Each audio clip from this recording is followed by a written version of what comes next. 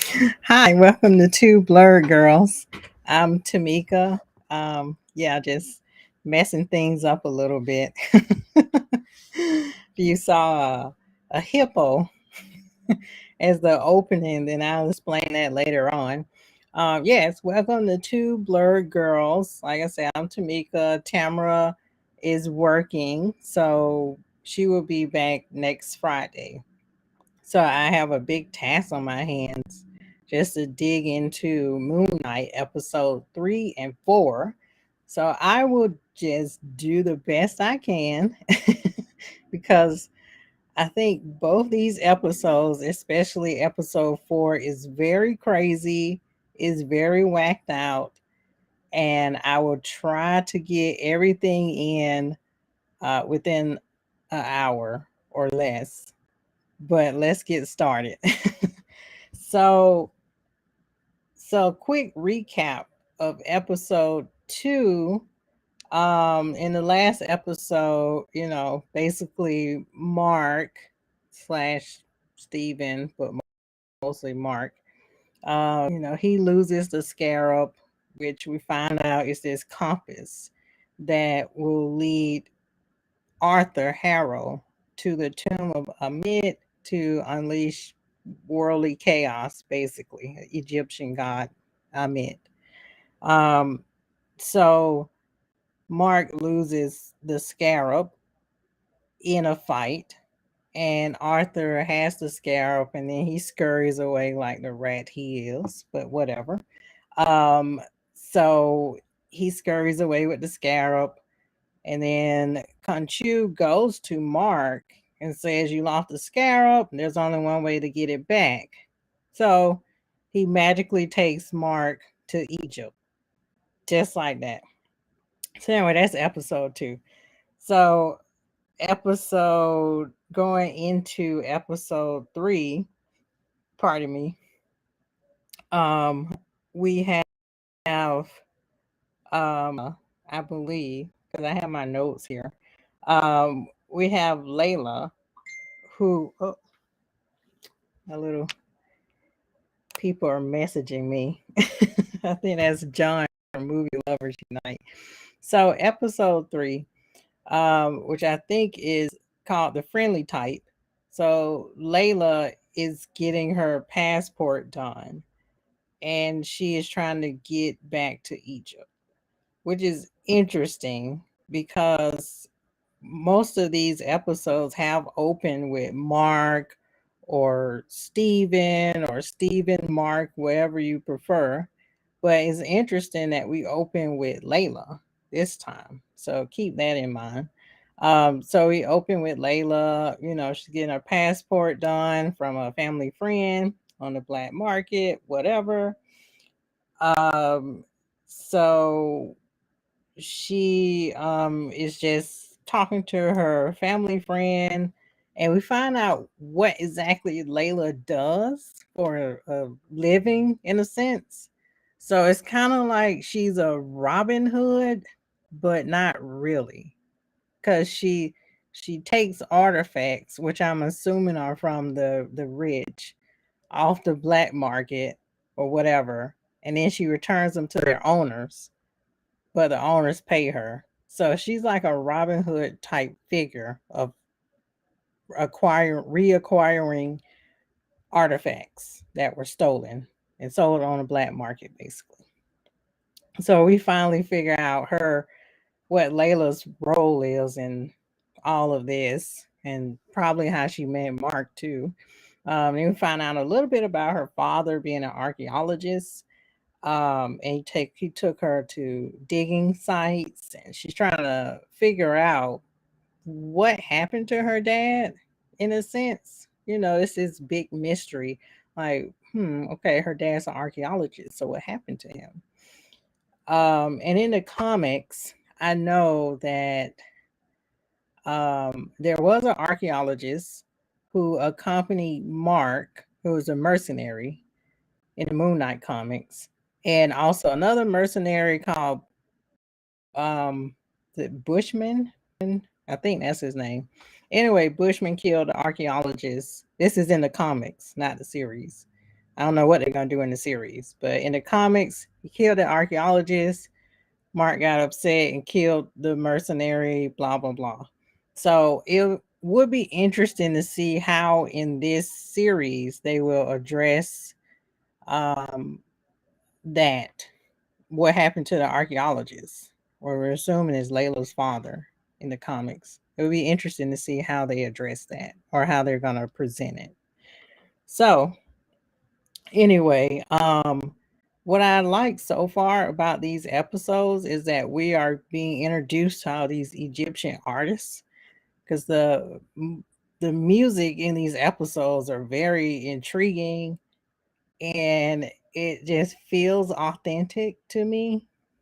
I'm not Egyptian, but it feels authentic. It's very diverse, and I know the director is Egyptian, so I really appreciate the authenticity and introducing the audience to um, these Egyptian artists and almost like a hip hop type of thing we got going on here. So kudos to the director for bringing the authenticity of Egypt and showing like a modern Egypt, even throughout the series, you know. So I just wanted to talk about that. And plus, every song that comes on through Moon Knight, I Shazam the crap out of.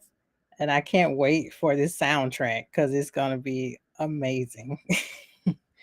But yeah, so Arthur, this is what ties into what I was talking about with my brief review of episode 2. So Arthur has the scarab.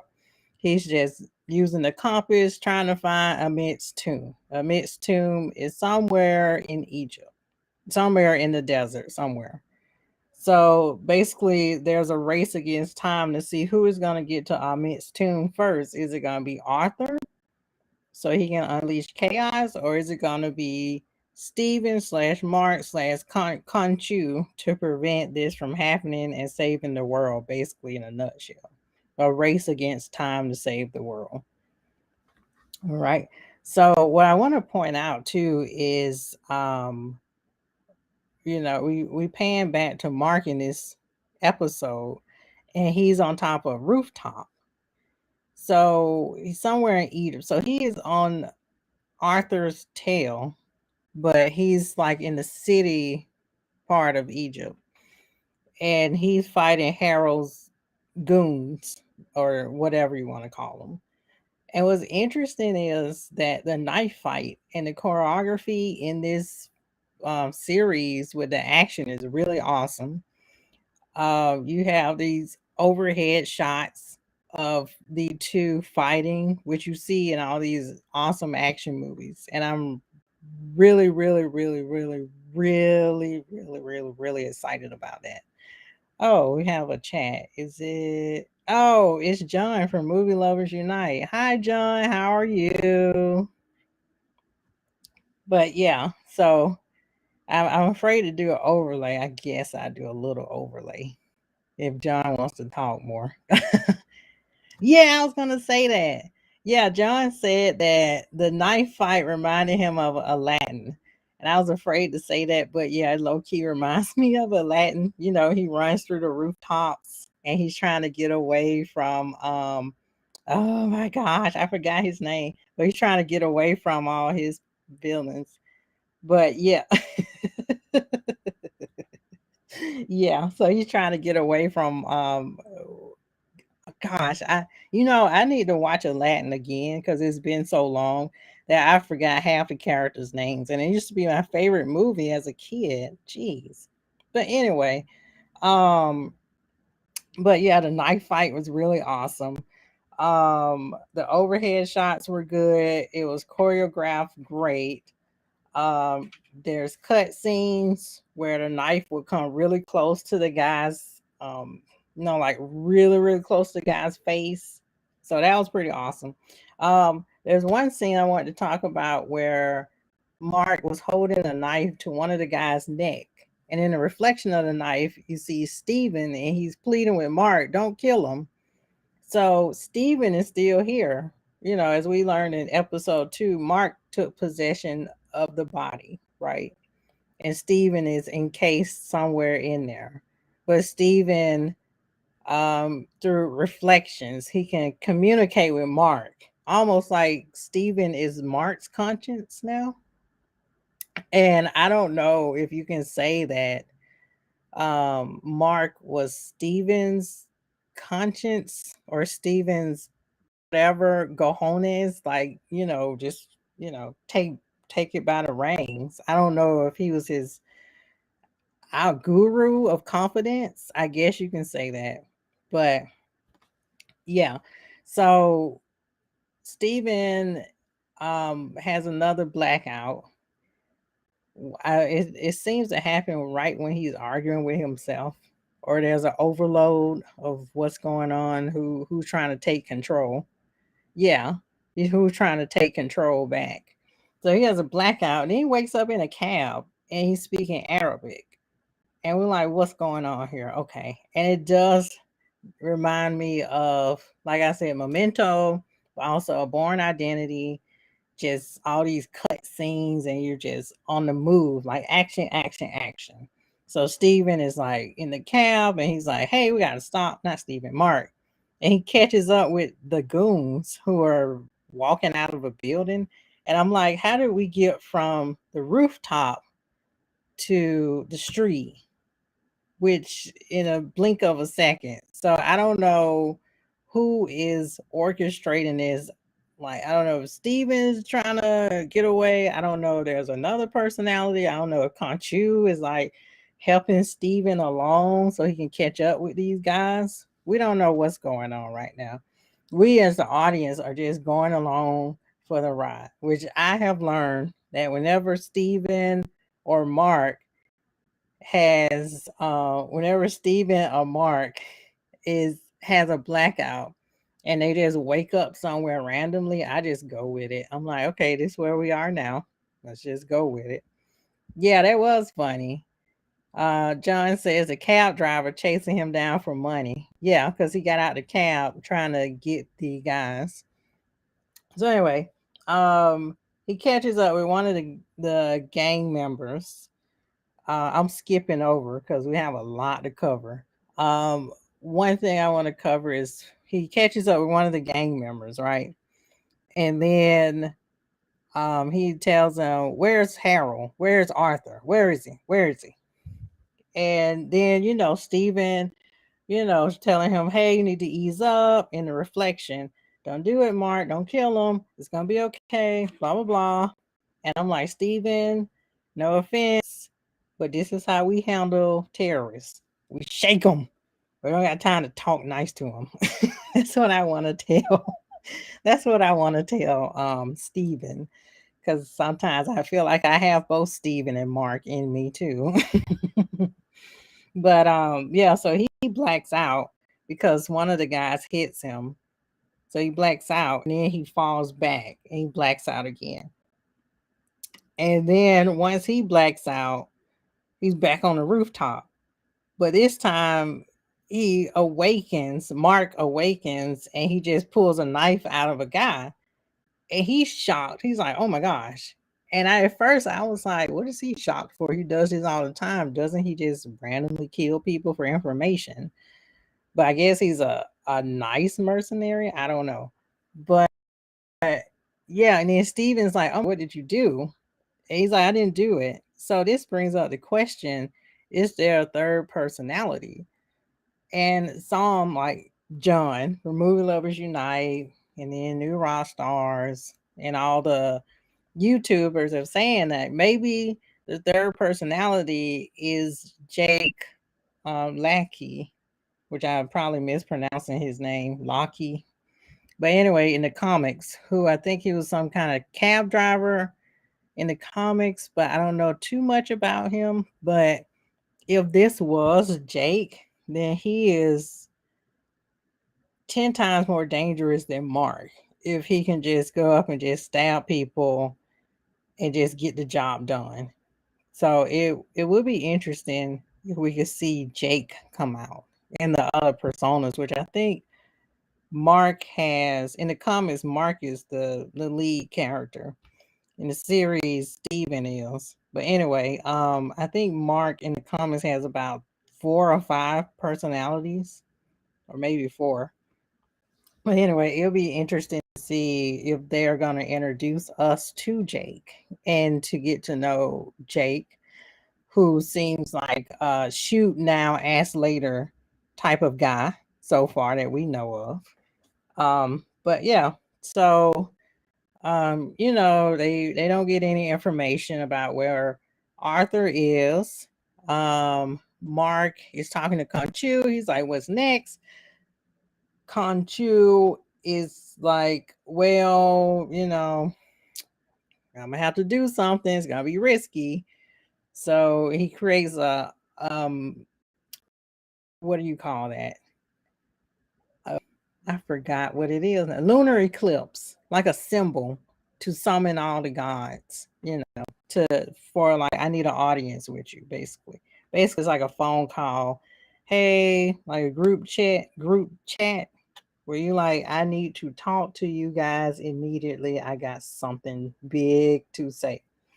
So basically Khonshu group chat all the Egyptian gods in the sky and said, "Hey, I got something to say. Meet me at this place." So that's basically what it is. Um, so he is requesting an audience with all the Egyptian gods. And it is interesting because I think they're in the pyramid of Giza. No, maybe. Anyway, they're in one of the pyramids where all the gods gather as a council. Um, and it's not just the gods, it's avatars too. Because, like we said, Mark is Khonshu's avatar. So these other avatars are gathering in the name of the gods, um, to hear Khonshu's case. So, and then we also find out one of the gods' avatar, which is Hathor. Probably didn't pronounce that right, but whatever. She and Khonshu had a fling going on, which is really interesting and scandalous too. It's like, oh my gosh, okay. Um, so yeah, so she's just telling all Khonshu's business, like, yeah, they had a fling going on. They used to do X, Y, Z, blah blah blah. Which is very interesting to hear that Khonshu had some type of love life, but whatever. So yeah, so the gods come, and the gods in attendance are Horus, Osiris, Hathor, Isis, Tefnut, which, you know, forgive the mispronunciation. But yeah, it reminded me of the Eternals, right? When Ashram, when the gods, when the Eternals had something to say, they had to summon Ashram. I'm mispronouncing his name too. They had to summon him, the Eternals god, the movie. So it's kind of like the same concept in a sense. It's like this is like the Egyptian version of the Eternals, which people can digest easily than the actual movie The Eternals, which is interesting to me because I didn't think The Eternals was that bad of a movie. I just think the concept is very high brow. I don't know. Like it's too high that it can't be digested. Just I don't know. Anyway, not that we're mere mortals and we cannot possess the knowledge of this Eternals film, but you know, I'm not even gonna dig deeper into that. But yeah, so with the gods gathered in a council, we learn that Khonshu has been banished before for, summoning them through the sky. And yeah, me too. John said he loves seeing how the Egyptians handle their politics just as we saw in the Eternals. Yeah, exactly. Is infighting just like regular politicians, but with gods who can't die. But yeah, so he was banished. Khonshu was banished for exposing the gods and um sticking with humanity. And we also see that one of the gods were saying, arguing with Khonshu and saying, no, we didn't abandon humanity. Humanity abandoned us, which I'm assuming that humanity just decided not to believe in these gods, which is interesting concept. And it reminds me of American gods. So in American gods, they have all the gods, like, the leprechaun, all the basically worldly gods. And then they have the old gods and American gods, right? And then they have the new gods. And the new gods are like things we attach to now, like God of technology, God of power, God of wealth, blah blah blah. So this kind of reminds me of that. It's like they were saying, no, we didn't abandon humanity. Humanity abandoned us. So that's kind of what it's like. Like maybe humanity at once believed into the gods like Osiris and Isis and Horus. But now, as our environment has changed and everything is changing around us, we have adopted like technology as our god in a sense. So we've abandoned the old gods into the new gods. But check out American Gods. I would say season one, and you'll see what I'm talking about. But it's an interesting concept to just in this series to see um, what happened with Khonshu, like the way he views humanity and the way these gods view humanity. Like he betrayed them in a sense. So that's interesting infighting going on there. But I don't want to dig too deep into that because we're 22 minutes in already. So yeah, so um, Khonshu calls for Arthur to answer for why he wants to dig up Amit's tomb to destroy the world, basically. So I also have to give credit to Oscar Isaac, who plays Mark and Steven, and in a sense, Khonshu now. Like the way that he has been projecting his body and just like all the theatrics with his body and the way he manipulated his voice, so it can seem like he was possessed with Khonshu. You have to give it up to Oscar Isaac. He has like this versatile performance going on here. It's really awesome and scary too. But anyway, Khonshu through Mark, because he is speaking through Mark, yeah, even his facial features, they change and get distorted. So he's speaking through Mark, questioning Arthur, and this is like the courtroom, right? So Arthur is being tried, and then Khonshu is like the prosecutor. Why are you summoning Amit? Talk to them. And the Egyptian gods are in attendance, just the judges like looking down, like what's going on, blah blah blah. Kind of like Harry Potter, when they had like, okay, well, anyway, don't want to get too deep into Harry Potter, but yeah, he can't be trusted, blah blah blah.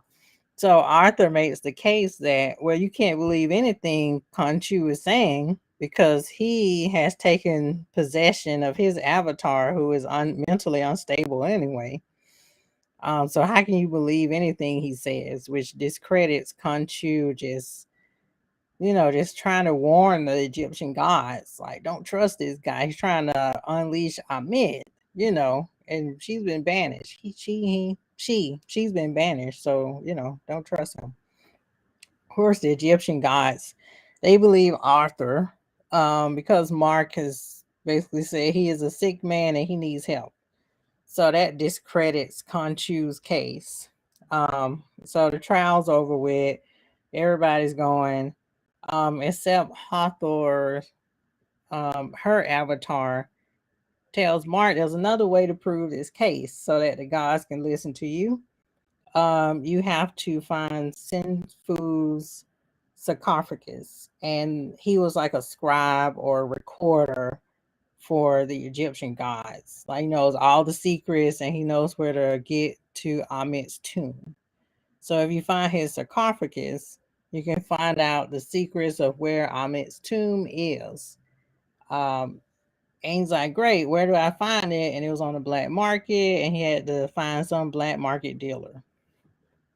Um, so basically, Mark is trying to find this dealer. He meets Layla. Remember, Layla got her fake passport so she can come back to Egypt. Which, now that I'm thinking about it, I'm like, did did she know Mark was coming to Egypt? Did she sense it? What's going on? Um, what was her purpose for coming to Egypt? So she comes to Egypt. She runs into Mark. They talk, argue, whatever. She agrees to help him find this sarcophagus. And they meet some of Layla's contacts, which you find out a lot more about Layla. They meet a guy named Margaret. It looks like Margaret, but it's not. I know it's not. Anyway, they meet this guy, and he is like this rare collector of antiquities, right? He's kind of like the collector in Guardians of the Galaxy. He just collects things to collect them for collection's sake. And say that about 3, 4 times and see what happens. He's just collecting things. So he just happens to be in possession of Sinfu's sarcophagus. Don't ask me how. They didn't really explain that, but he's just a man of particular talents that can get things. Um, so uh, he has the sarcophagus. Layla has an audience with him. She brings Mark. Mark looks at the sarcophagus, and there's this cloth map, right, inside of it. And they're like, what is this? I don't understand it. So, there's a reflection, of course, and we see our old friend Steven, and he's like, hey, I can figure it out. Just let me take possession of your body. So they're still having this infighting of who is going to take possession back of the body. Steven wants the body back. Mark wants the body so he can finish this mission and then be released from Khonshu. But Steven, he just wants his life back. So there's all this infighting going on. So, Steven, but I do like the fact that Mark listens to Steven in this matter, and Steven helps him put the pieces together. Like, okay, put this piece of the cloth here and here and here. And it's a map and blah, blah, blah. Um, so I do like the fact that they're starting to work together as a team. Um, you know, Mark is the guy that kicks ass and gets things done. He's a mercenary. Steven is like your Indiana Jones geeky type. He like knows all this lore and Egyptian archaeology, and he's smart and he's analytical. So they're both, they don't know it, but they're both the best of both worlds if they can come together and figure that out and find some peace with the two sides of them coming together. If they both can work together more like they did with this map, then they can do a lot more things together. But anyway, so there's fighting, Harold Arthur comes. Don't ask me how he found them. He just miraculously found them at the collector's place. Collector got his men to kind of come after them, like, oh no, Layla, you betrayed me. They're fighting. Mark's I think Mark let Steven take possession temporarily, probably to solve whatever's going on with this cloth map. Um, and then Steven summons the suit, which, Mr. Knight, his suit. Um, and it does nothing because Steven is like, I don't know. I don't know how to describe Steven. Like he's a lover, not a fighter. He's like, hey, be cool, peace. Guys, don't fight.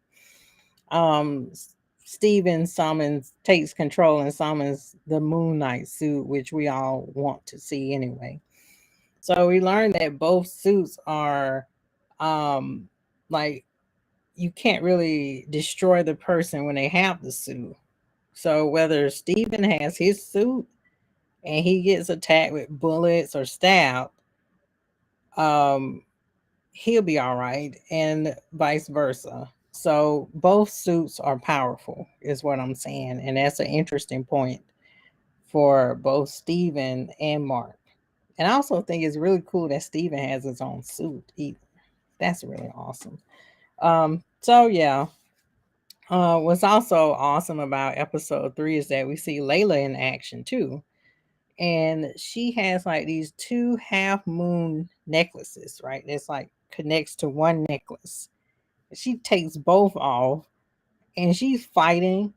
And, long story short, she stabs the guy in the neck with both ends of the of the necklace, which is pretty awesome. And then, of course, like, I'm assuming she wiped the blood off and just put the necklace back on and said, "All right, let's get out of here." So that part's interesting. Um, just the design of her necklace as a like a crescent moon, and I think that's the same design as Moon Knight.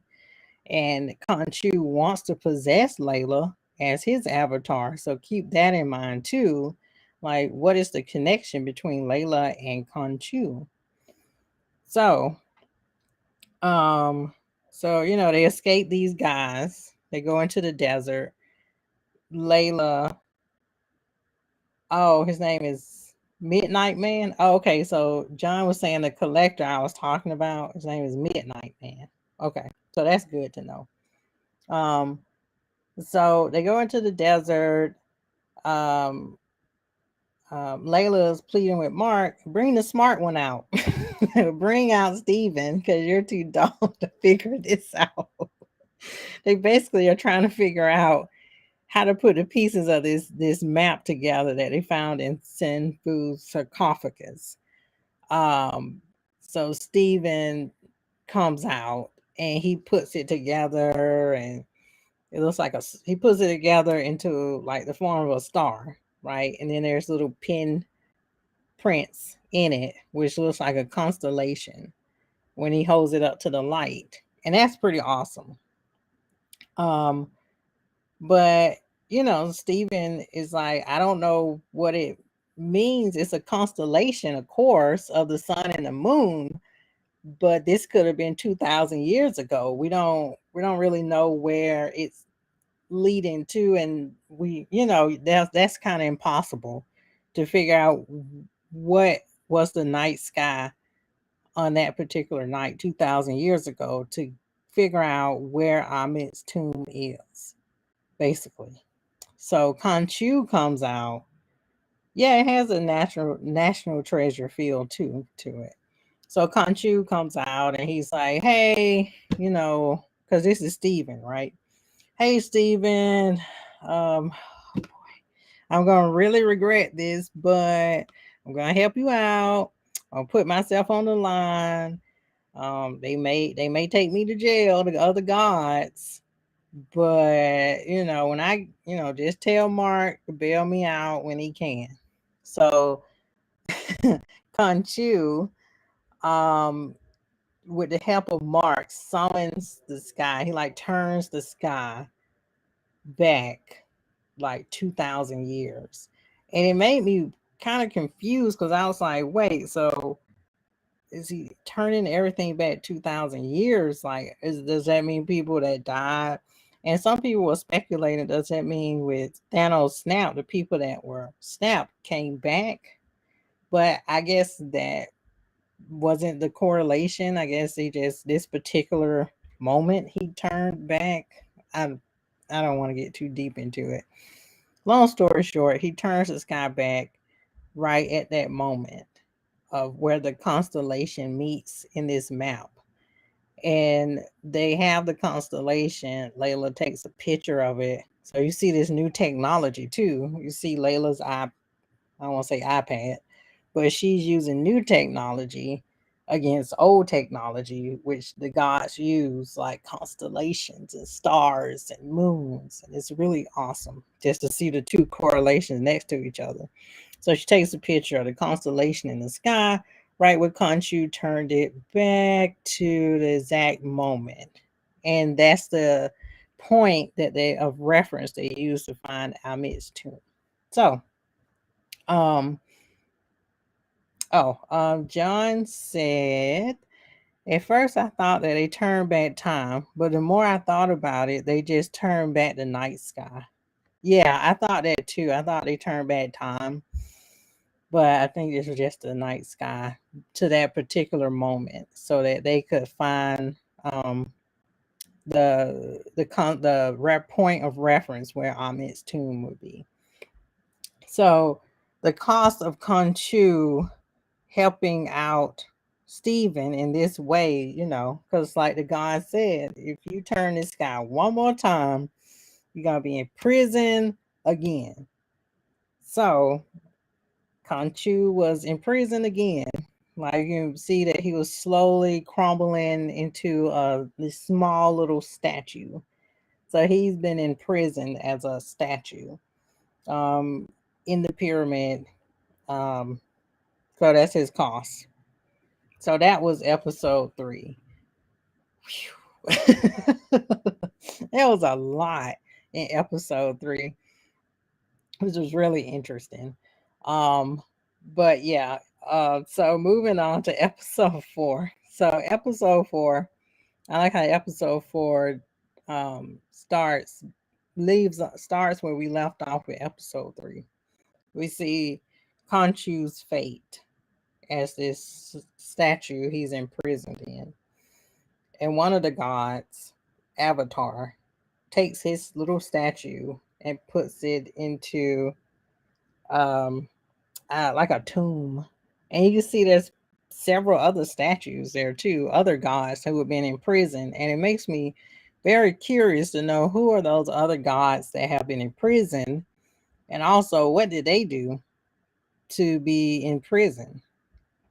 Yeah, it's like a cubby hole, like kindergarten where you had your little cubby hole. It's like a cubby hole for imprisoned gods, Egyptian gods. Like little like little Egyptian jail. Like this is your jail cell. So basically, Khonshu's in jail, and he's waiting for Mark to bail him out. So that's basically all you need to know. So that's Khonshu's fate. He's waiting on Mark to get his bail money and bail him out of jail. So yeah, so we go to Layla, right? So Layla and Mark, once they have a point of reference, they're driving through the desert, and I'm skipping over stuff for the sake of time. They're driving through the desert, and Layla, oh, let's see. John says, I believe those are the gods of the Indie, which is why we don't see them because they were in prison. Gods of the Indie. Huh. You gotta explain that one more to me. But yeah, so Layla um, is talking to Steven. And Steven and Layla have gotten close. And there's this running joke, like people, the temple, gods of the Indie, which is why we don't see them. Gods of the temple. Huh. We'll talk more all after. But yeah, so yeah, Layla and Steven have gotten closer. And there's something going around social media where people are shipping Layla and Steven together. I don't know what their couple name would be, but Mark does not appreciate you guys, okay? Oh, where they had the trial of Arthur. Oh, so John is talking about Indiana Jones. Um, and he's talking about the trial of Arthur, where there were other seats in the temple. I think I know what you're talking about. But yeah, we'll talk later. Yeah, we'll talk later. But yeah, so oh, thanks for being in chat, by the way, John. John from Movie Lovers Unite. Catch his show. Boom. So yeah, so Steven is becoming infatuated with Layla as Layla is becoming infatuated with Steven. She's like, wow, he's a nice guy. He's smart and all this other stuff, and he listens to me, blah blah blah. Not like Mark. Mark doesn't listen to me, you know. But yeah, so Steven kisses Layla, right? Steven kisses Layla. It's the most awkward kiss. Imagine. And I think you, John, you talked about this. Your people talked about this. It's like your first kiss, you know, it's very awkward. Um, it's very I don't know. I think he was almost kissing her nose or something, you know. So clearly this is Mark's first kiss, you know. And Layla's like, oh, okay, all right, that's good, all right, can't kiss, but he's still a nice guy. Yeah, yeah. But you know what? I think some of Mark is rubbing off on Steven because he would never have just went up and kissed a woman like that. Steven is very reserved, so that's out of character for him. Of course, Mark kicks his ass, punches him in the face, and throws him down the um, cave or tomb or whatever. Yeah, he's gaining confidence. So yeah. So they reach Amit's tomb, which is basically the pyramid where the tomb is. So after that awkward kiss, and yeah, it does remind me of Fight Club. John was saying reminds me of Fight Club. If you haven't seen the movie Fight Club, uh, it takes too long to explain. But basically, it's kind of like Mark Steven, where this guy has another personality inside him, and he comes to work. He's like, "I'm in Fight Club." Anyway, check out Fight Club. I'm not gonna do a spoiler on it. It's very weird, but there's a lot to unpack in episode 4, and I have to skip around. Yeah, because we're not supposed to talk about Fight Club, right? That's why I said you just check it out yourself, because they're not gonna come and beat me up for talking about Fight Club. I don't want Brad Pitt up in here. Brad Pitt. Anyway, so skipping around to the things that are interesting to me, um, because there's so many Easter eggs once they get further inside this pyramid, and they're trying to find Amit's tomb before Arthur finds it. One of the things that stuck out to me was that Layla was just saying that being inside this pyramid is like a maze, you know. And they were talking about the 6 points of reference, and they were throwing all this stuff out. And what was interesting to me was that Steven was talking about, oh, it's kind of like the Eye of Horus. And she's like, what do you mean? So he draws the Eye of Horus, Horus. I think it's Horus. So he draws the Eye of Horus, and he points out that the structure of this pyramid or the maze is kind of made out like the eye, which is a symbol of protection for the people to go into the afterlife. So he talks about the eyebrows or the eyebrow, which represents thought. The pupil is sight, because I wrote all this down. And I think the corner of the inner eye is like hearing, I believe. And then there's something with smell and touch.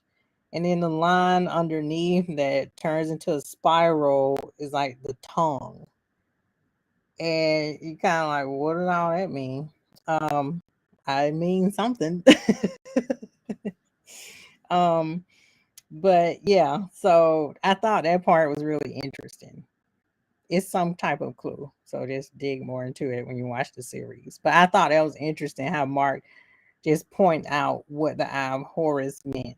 And I mention that because Like the director is Egyptian of this series, right?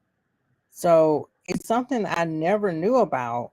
And I'm wondering if the director is bringing all, not only the authenticity of the Egyptian artist, but he's also bringing more into what is behind the mythos of the Egyptian gods, you know, like all these secrets we don't realize, or all the symbolic meanings, like the Eye of Horus and everything. Like we're getting an authentic lesson, an authentic view of what these symbols mean, like what these hieroglyphics mean, like what they really mean. And I really appreciate the director for educating us, the audience, into what those things mean. Anyway, another thing that stood out to me was that Layla, she pointed out that Amit's former avatar must have been a pharaoh, right? And the new rock stars, they were talking about, well, maybe it ties into Cain the Conqueror, because in the comments, Cain the Conqueror was a pharaoh, right? Egyptian pharaoh for one of his brief life periods. And I thought that too. And it would have been interesting too to see Cain somehow show up into this series. But I think they were saying, episode 3, the boy that Mark was fighting had this symbol on his jacket, which kind of looked like the symbol of the pharaoh that Cain the Conqueror um, was in one of his lifetimes. So kind of check out New Rock Stars. They dig more into that. So yeah, Steven, because there's a lot more with Layla. How she's trying to escape this creature that's after her, and it has a very, like I said, National Treasure or any of the Indiana Jones movies, where you have some guard dog or some Egyptian creature trying to chase after you because you're not supposed to be in that tomb anyway. Some type of protector. Anyway, that Layla's fighting for her life against this creature, right? And Mark split off somewhere. I forgot how they split off, but he split off somewhere. He came across um these relics, like this room of relics, and he found out that it's Macedonian relics. And then he's like, wait a minute, that looks like the tomb of Alexander the Great. And I had to look up Alexander the Great again, and I found out, because I think I forgot, but Alexander the Great was a Greek king, who ruled over a lot of nations and conquered and pillaged and all the other stuff. He basically conquered and created an empire from Macedonia to Egypt. And I think, with all this great power that he was presenting, that once he conquered Egypt and set his place in Egypt, this Egyptian priest probably was in awe of him and named him a pharaoh. So Alexander the Great, I think, is the only Greek king that, I think he has a tomb, but look more into that. But for the purposes of this series, we're at Alexander the Great's tomb. So yeah, just dig in, just look up Alexander the Great and figure out who he is and all that history. So anyway, Steven's geeking out. He's like, oh god, Alexander the Great tomb, we're here. Yay, oh my gosh. So Layla, she's still fighting for her life for this creature. And then she meets Arthur casually looking at her like, oh my god, you're doing so great. Go girl. Woo, woo, woo. So she escapes the Egyptian monster, and Arthur is still trying to get in her head because, of course, Arthur summoned the monster. But he's like, hey, did you ever want to know what happened to your father? Mark knows what happened. Why don't you ask him? So, he's trying to do infight and turn her against Mark, spill the secrets of basically suggesting that Mark had something to do with your father, the archaeologist who died. So Stephen and Mark are talking, right? Next scene. Stephen and Mark are talking. Um there Stephen states Alexander the Great was one of the avatars, a pharaoh for Amit. And remember in episode one, they said one of Amit's avatars failed her. So I guess it wasn't Cain the Conqueror like we thought, but put a pinpoint in that because it may have been. Um, but yeah, um, so somehow to figure out the puzzle piece of that, he's like, oh, so he was the mouth of Amit. And I don't know how. Somehow Stephen thought, oh, maybe there's something inside of the mummy, the tomb, that will give me a clue into where Ahmed is. Um, so anyway, Stephen reaches into the mommy's mouth, which is Alexander the Great, tomb robbing, basically. And he pulls out this tiny statue, which I'm assuming is Ahmed, being in prison.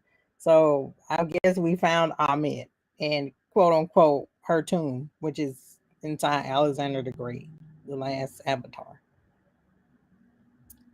Um, anyway, so not Arthur,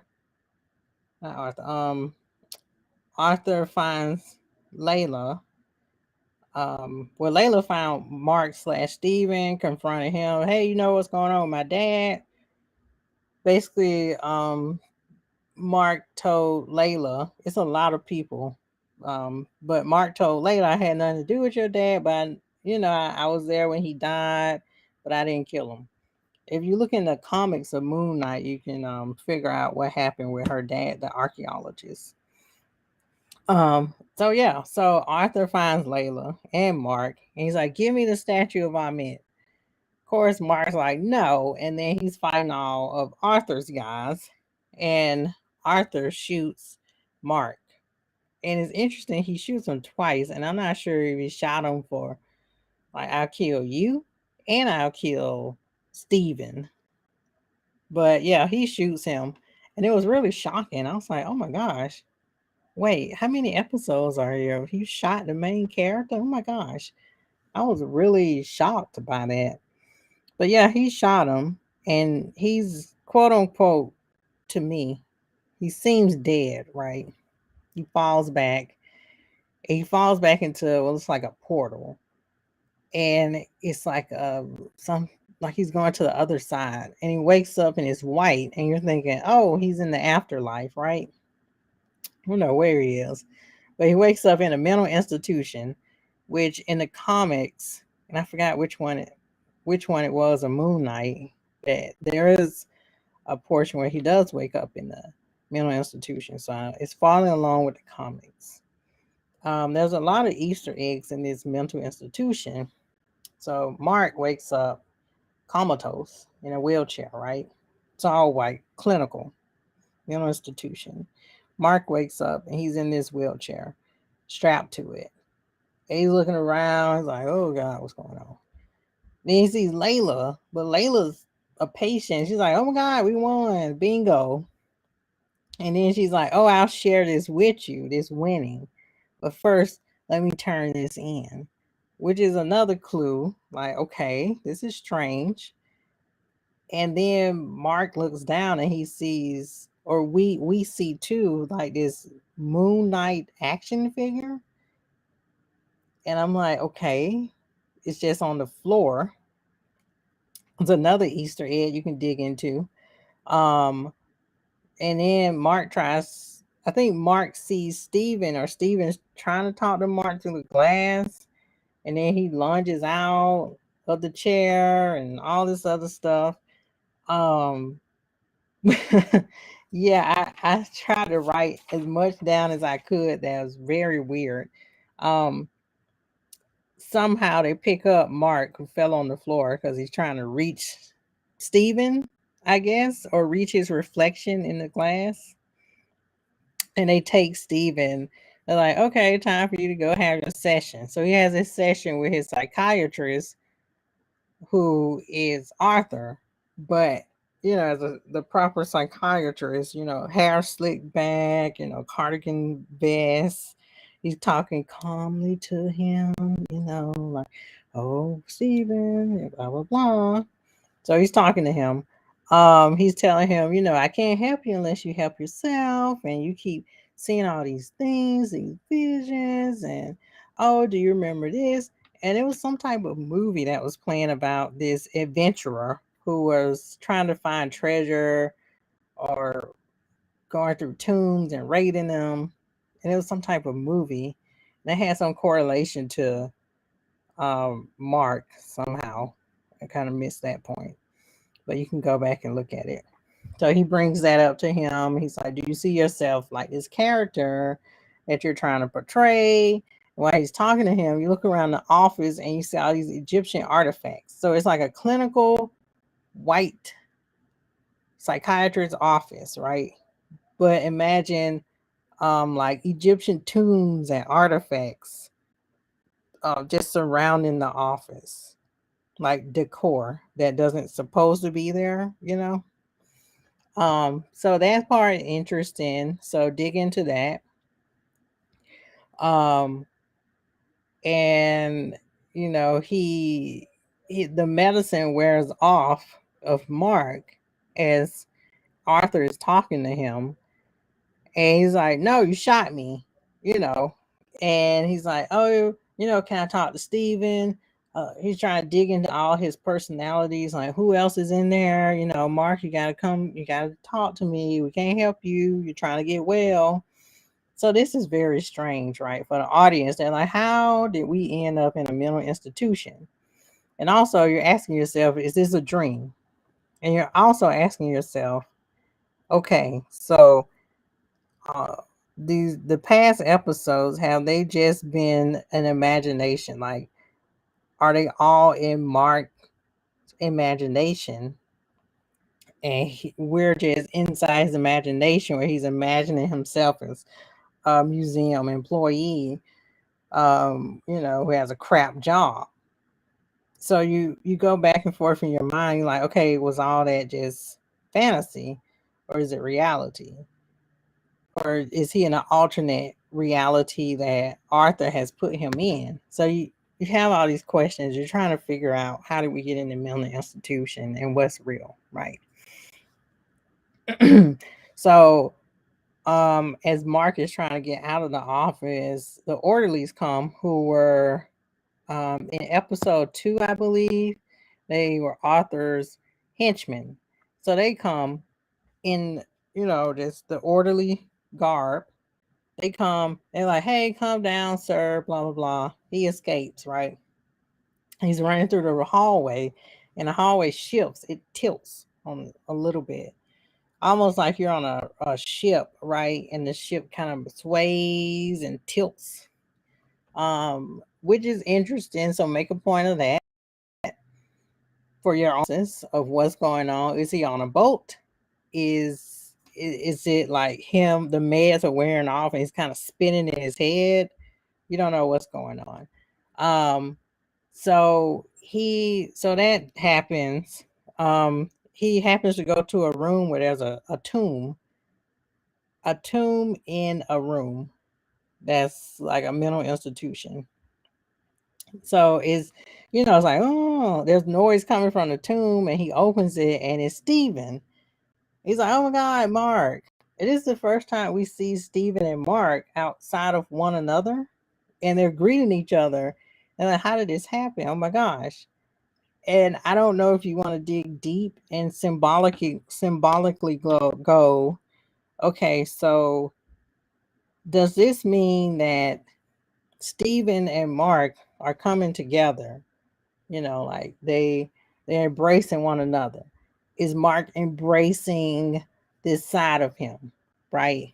So if you want to dig deeper into analysis of the psyche, you can with this particular episode. I'm sure it'll be fun for the psychology students. What does this mean, right? Is Mark accepting this part of himself? Is Mark embracing his psyche, his subconscious is Stephen Mark's subconscious, and he's just embracing it. Dig further. Um, so yeah, so they find each other and they're separate and they're trying to figure out how did this happen.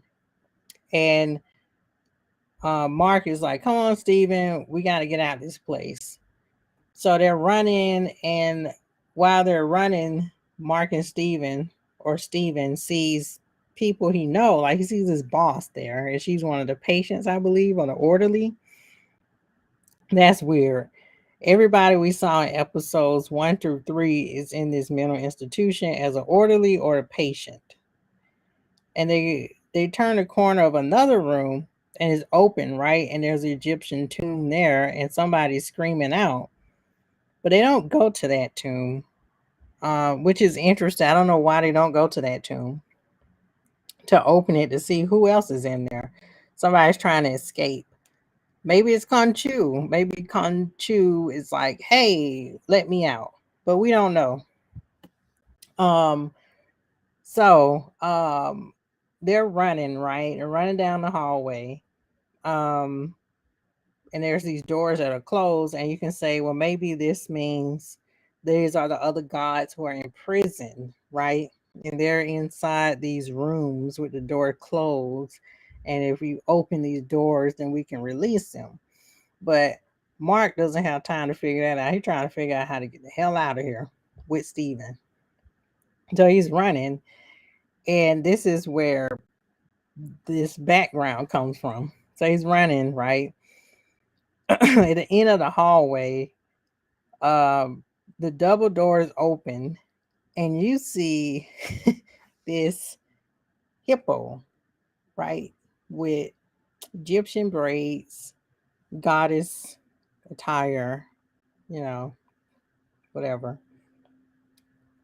Um, and they're both Mark and um Steven are petrified. They're like, "Oh God," and I think Steven's like, I know her.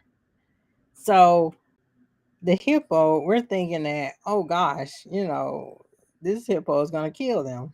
We can see that it's the Egyptian goddess, right? So the hippo is like, "Hi," and they're like, "Oh my God," and it ends. But I look further, and I think the hippo is one of the Egyptian goddess. Um, oh gosh, here we go, trying to pronounce stuff, right? Tower it. Yeah, one of the Egyptian goddess. I looked it up. She's the Egyptian goddess of childbirth and fertility, which is interesting that she would come to Mark and Stephen. I don't know if that has anything to do with it, or I don't know if they are releasing the gods slowly who are in prison. But yeah, she came to them, right? She opened the door. So that's something deep. She opened the door to them and she said hello. It's almost like she's asking for help, and she comes to them. Um, yeah. So that is pretty much episode 4. Um, you can dig deep into episode 4 because it has a lot of Easter eggs in it. A lot going on.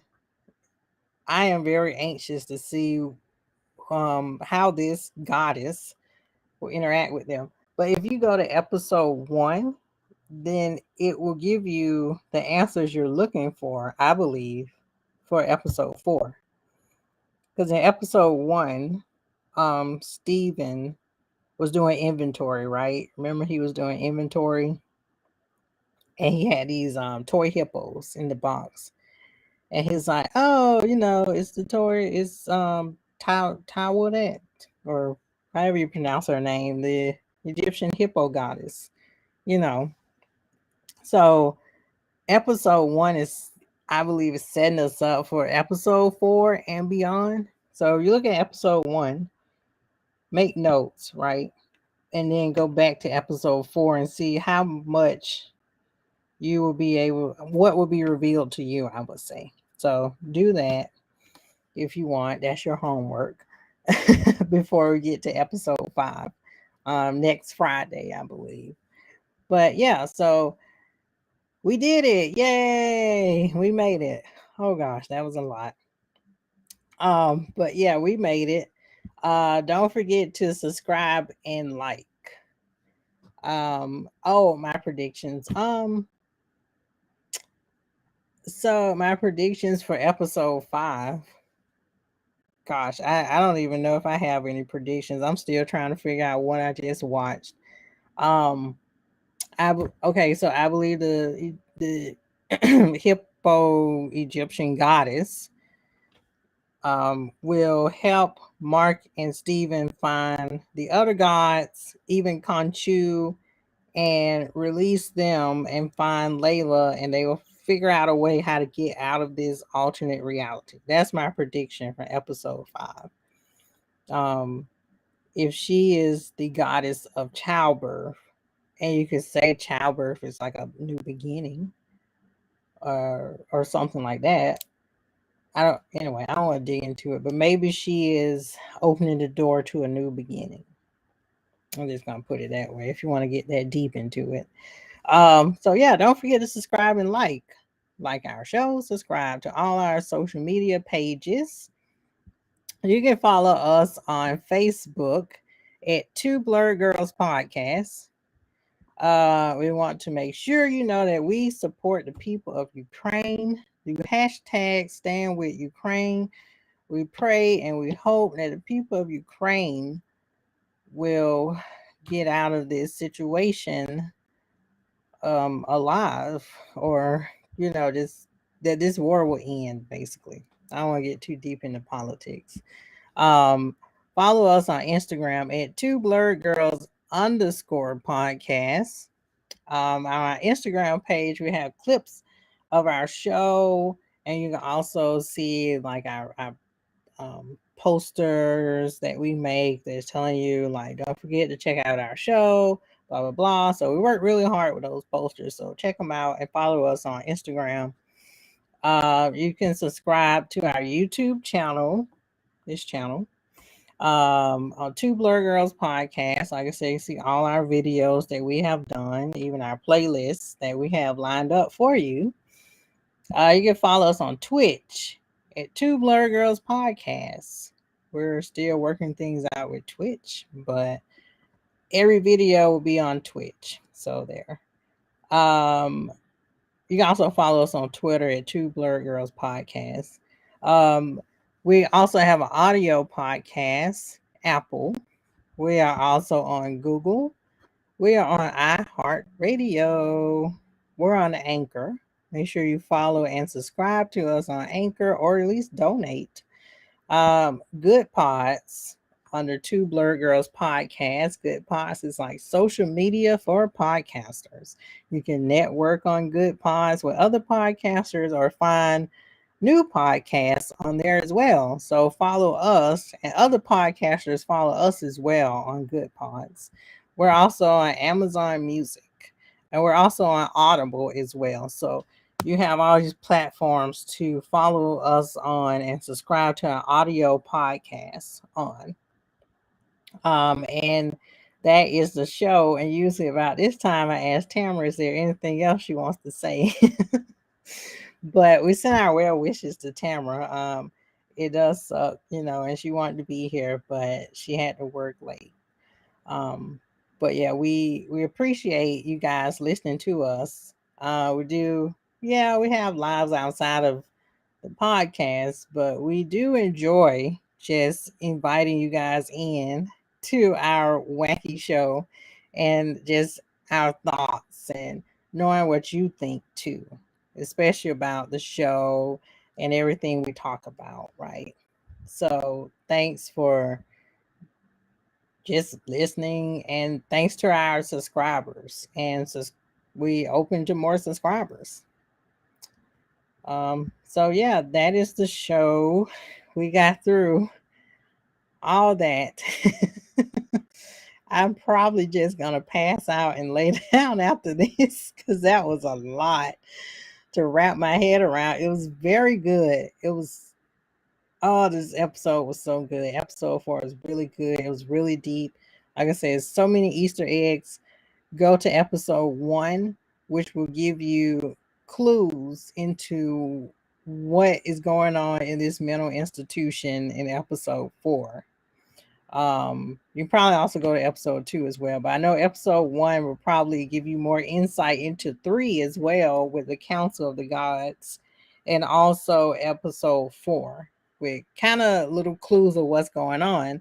Um, yeah, try to find out all the Easter eggs because I missed some, but try to find out all the Easter eggs you can from episode 4, especially in this institution. There's so much that you have to do triple takes just to figure out what is going on. Is that person? Oh God, what does this mean? Like you can just go deep into so many theories down the rabbit hole. But yeah, I'm excited for next Wednesday to figure out if my theories are correct. But it is interesting to meet these gods and see what they are about. Are they helpful for humanity, or are they like the council where they're like, humanity betrayed us, screw you guys? Who are we dealing with here? Basically, is what I want to find out for episode 5. Who are we dealing with? Are you team humanity? Are you team gods? What team are you? What are the gods are? Are they on our side or are they against us? What's going on? Or are you team Conchu? Are you team whatever? Team Ahmed, team Conchu? Who do you side with? That's basically what I want to know. That's how you should determine your friends. Are you team Conchu? No, you're Ahmed. You can't be my friend anymore. So yeah, that's pretty much how we should filter out people. Whose side are you on? But yeah, anyway, I talk too much. But yeah, so that is the end of our show. Tamara will be back next week. We wish her well wishes, and I can't wait to hear what she has to say for episode 5. Hopefully we won't have to double up. We just kind of happen to double up, but we would like to do single episodes. So hopefully next Friday we will be doing single episodes because doubling up is a lot. But if it turns out that way, we'll get through it. Anyway, catch us next Friday, 9:15 p.m. Eastern, as we go through episode 5, hopefully. But if not, episode 5 through 6. There you go. And until next time.